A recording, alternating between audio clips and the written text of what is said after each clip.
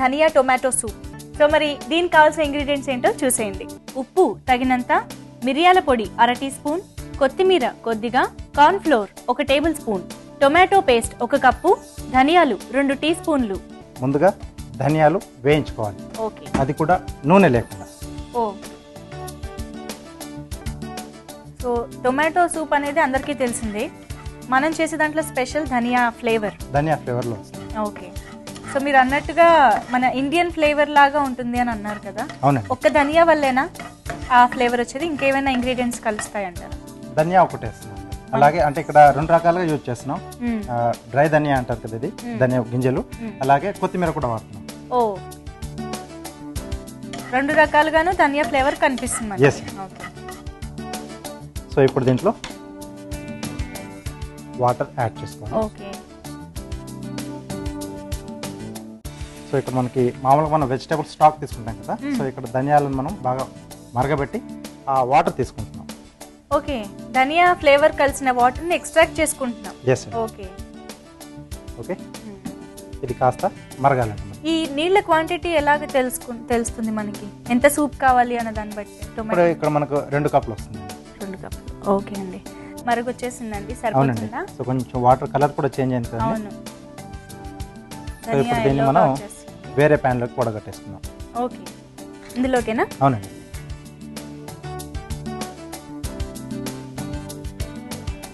Okay అండి. So water ఎల్లోగా వచ్చేసాయి, అంటే ధనియా ఫ్లేవర్ అంతా వాటర్ లోకి కలిసిపోయినట్టే. ఇప్పుడు దీంట్లో టొమాటో పేస్ట్, రుచికి సరిపడా ఉప్పు, మిరియాల పొడి. ఓకే అండి. ఇది కొద్దిగా మనకు మరగాలి. అవునండి. సో ఆల్రెడీ మనకు అక్కడ ధనియా ఫ్లేవర్ వచ్చేసింది. ఇప్పుడు టమాటో కూడా పేస్ట్ వేసాం కదా, సో ఆ ఫ్లేవర్ కూడా మనకు వచ్చేసాలి. ఇదేమైనా చిక్కబడుతుంది అంటారా? కొంచెం ఇక్కడ కార్న్ ఫ్లోర్ యాడ్ చేస్తున్నానండి, చిక్కబడడం కోసం. ఒకవేళ మామూలుగా క్లియర్ సూప్ లానే తీసుకోవాలనుకుంటే కార్న్ ఫ్లోర్ లేకుండానే డైరెక్ట్ గా తీసుకోవచ్చు కూడా. ఓకే. మరుగుతుంది కదండి. సో దీన్ని ఏంటంటే కొద్దిగా కార్న్ ఫ్లోర్ లో వాటర్ కలిపేసి ఓకే, సో ఉండలు లేకుండా బాగా కలిపేసి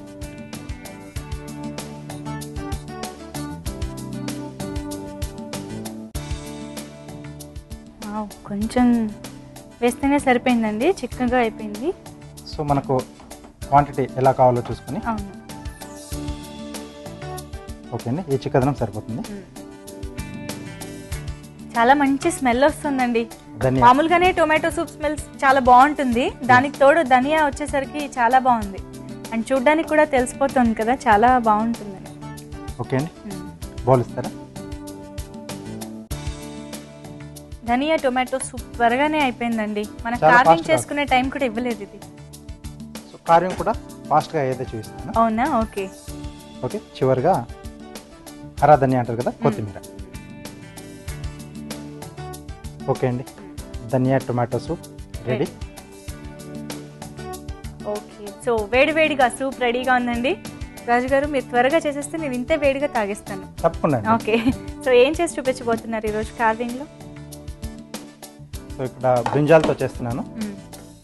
సో కీరా స్టాండ్ తీసుకున్నాను. ఓకే. బ్లూ వేల్. ఓకే. ఓకే. సో ఇక్కడ తొడిమ తీసేస్తున్నాను. దాన్ని ఏం చేయకపోయినా కూడా వేల్లాగే కనిపిస్తుందండి. చాలా మంచి బ్రింజాల్ సెలెక్ట్ చేసుకున్నారు యాక్చువల్గా. సో కార్వింగ్ లో ముఖ్యంగా ఏంటంటే సైజ్ అండి, సైజ్ లోనే మనకు చాలా మటుకు కార్వింగ్ అయిపోయినట్టు. అవును. ఓకే అండి. సో ఇక్కడ టీత్ లా చూస్తున్నాను, వేలు అనగానే మనకు అలా. అవును, కూరపళ్ళు గుర్తొస్తాయి. సో ఇక్కడ చిన్న అలా లైన్స్ కట్ చేస్తున్నాను. సో ఎలాగో బ్రింజాల్ లోపల వైట్ గా కాంట్రాస్ట్ గా ఉంటుంది కాబట్టి సరిపోతుంది. సో కింద నుంచి కూడా కొంచెం అలా ఓపెన్ చూపిస్తున్నాను.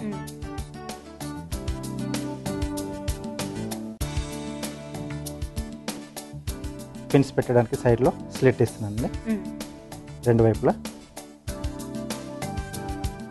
అలాగే ఇక్కడ టైల్ వస్తుంది, ఇక్కడ కూడా స్లిట్ ఇస్తున్నాను. సో ఇక్కడ మనకి ఐస్ పెట్టడానికి టూత్పిక్తో హోల్డ్ చేస్తున్నాను. టేల్ పిన్స్ ఇంకొక బ్రింజాల్లో తీసుకుంటున్నాను. సో టేల్ కొరకు ఇలా వి షేప్ దీంట్లోనే కట్ చేసి, ఈ టైల్ కోసం కూడా ఏమన్నా షేప్ ఉన్న బ్రింజాల్ తీసుకోవాలి? ఎలాంటిదన్నీ తీసుకుంటాం.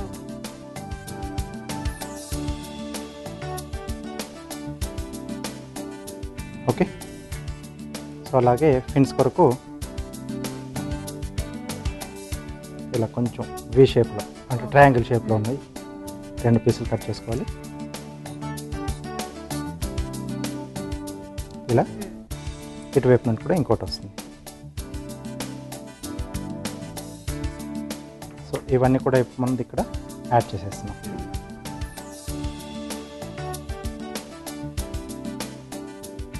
అలాగే ఇక్కడ టేల్ వచ్చేస్తుంది. రైట్, సో ఐస్ పెట్టడానికి సగ్గు బియ్యం తీసుకుంటున్నానండి. ఓకే, సో ఇది ఇక్కడ కీర పైన కూర్చొని పెట్టేస్తున్నాం.